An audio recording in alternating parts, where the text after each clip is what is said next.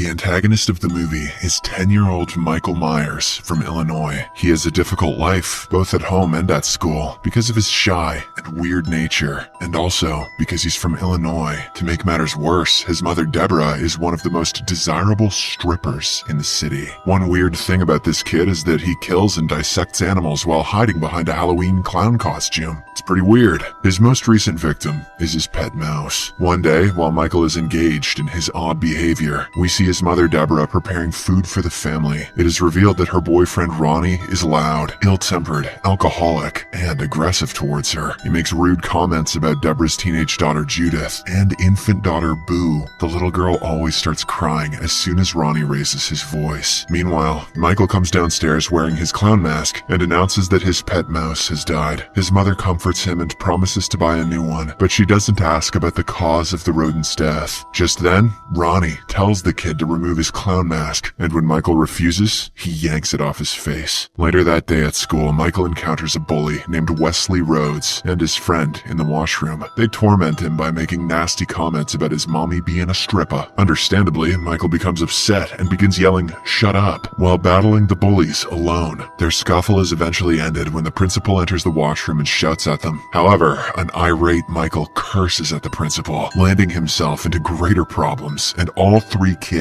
getting detention. In no time, Deborah arrives at the school, but instead of scolding her son, she yells at the principal, calling him irresponsible. Shocked, the latter makes her understand that Michael is a special child. He even schedules an appointment with Dr. Sam Loomis, a child psychologist. Later, during the evening, the doctor shows Deborah evidence of Michael's abuse of animals and informs her that her son displays signs of sociopathology. It turns out the principal had found a dead cat in Michael's school bag. A collection of images showing various animal mutilations were also discovered. Dr. Loomis mentions that these are warning indicators that Michael might become a redditor someday, and that only a disordered mind could take delight in such violent acts. In the meantime, Michael runs from school and stumbles upon the bully Wesley in the woods. Out of nowhere, he strikes him with a large branch of a tree. As Wesley falls to the ground, Michael lets out all of his anger and hits him with blow after blow. Poor Wesley, who is in pain and in tears, begs Michael to stop hurting him. However, the monstrous boy only becomes more aggressive and ends up killing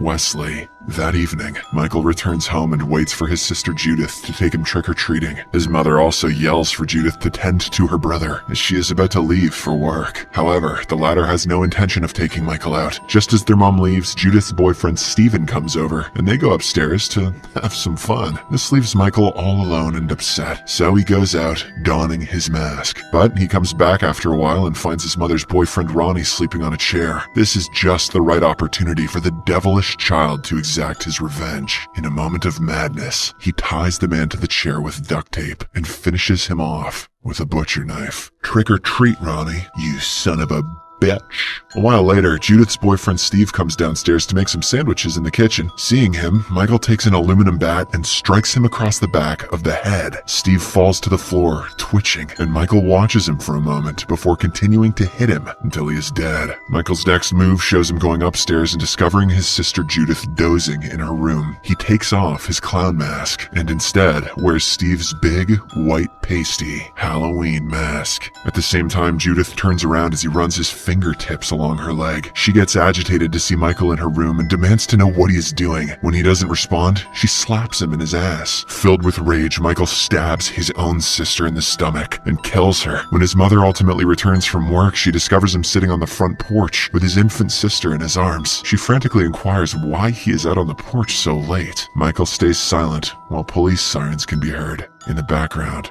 The following day, Michael is convicted of first-degree murder and imprisoned in the mental hospital under the care of Dr. Loomis. Despite the cold murders, Michael pretends to be innocent, claiming that he doesn't remember anything. Every week, Deborah pays him a visit, but Michael seems to be growing worse. Several months pass and he continues to lie to the doctors. During one session with Dr. Loomis, Michael shows him the new mask he made for himself. He claims that he dons this mask to cover up his ugly One day, his mother visits him after a long time and tries to talk to him. However, Michael is silent and more isolated than ever. She shows him an old photo of him and his infant sister in an effort to cheer him up and advises him to hang it in his room. But the evil boy continues to remain silent. After the appointment, Dr. Loomis leads Michael to a nurse's care while Deborah exits the sanitarium. This turns out to be a bad idea, as when the two are alone, Michael becomes aggressive and stabs the nurse to death with a fork. After a while, Deborah and the doctor find out about the incident and become speechless. In particular, Deborah is utterly distraught now that she has seen what her son is truly capable of. It was one thing when he killed my boyfriend and daughter, but now the nurse? Later, she returns home and watches old films of Michael from when he was just a small, innocent kid. She tearfully reminisces about the olden days and wonders if she was a bad mother. Probably. In the end, she commits the unthinkable. Unable to bear the pain anymore. The movie then jumps to 15 years later. Michael is now a towering man who still remains locked up in the sanitarium. He hasn't spoken a word since his last murder and spends most of his time making masks. Dr. Loomis has also given up on treating him and instead published a best-selling book in which he labels Michael as an unredeemable evil. One night, Michael is busy making masks when two janitors arrive in his cell and start having their way with a female inmate.